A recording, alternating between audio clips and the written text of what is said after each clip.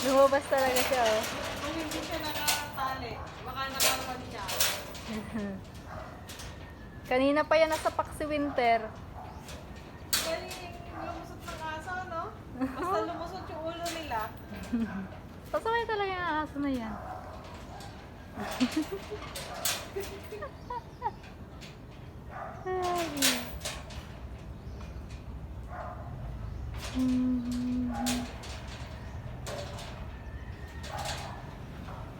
Parang hinaharot niya lang, no?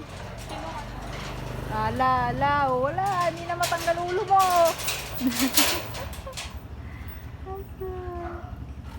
Oh, babay na.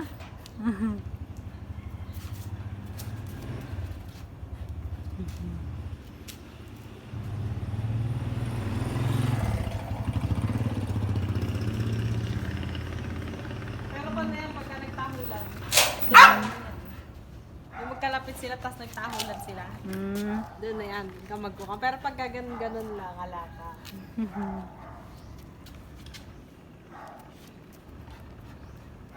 Babay na daw. Naasar din.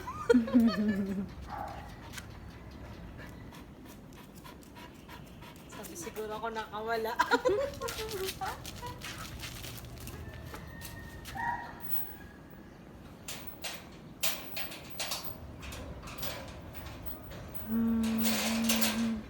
Oh, yan ang hindi. Inihiyan niya yan. Yung pan pa lang eh. Pasaway ang aso kahit saan lang makaihi.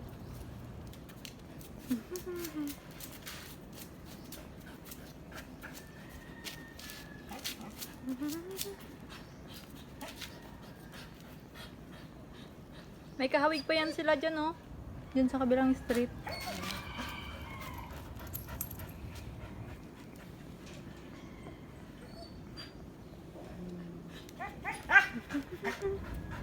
Lumabas ka daw dyan, Maggie.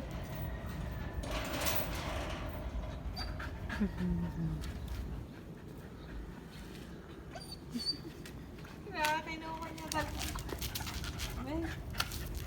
Wala akong makusa.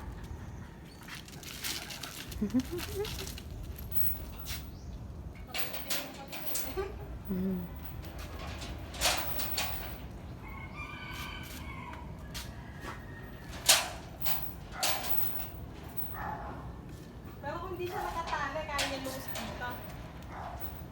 Ay naku, ewan lang. Pag pinakabala niya kung saan niya nakarating. Lumusot niya yung kalahati ng katawan niya kahit nakatali siya eh.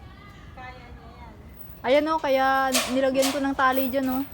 Ha? Dyan siya nalusot. Ayun, oh. Kung nakakalabas yan.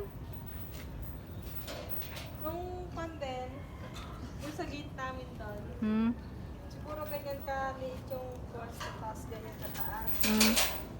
Nung kakalipat namin dyan. Pa, ilang beses nakawala doon. Kaya pinaglagyan namin kay Kuya Frankie ng kan.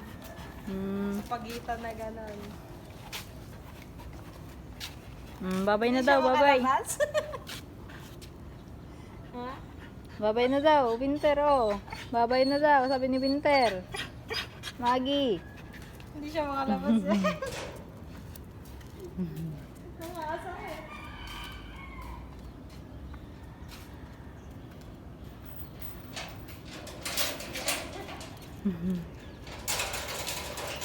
Nagwawala pala eh.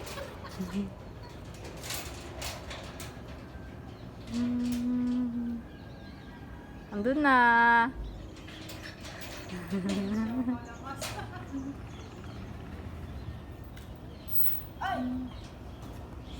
Oh, extra si Teresa, oh.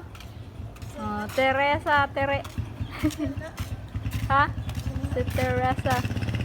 Wala.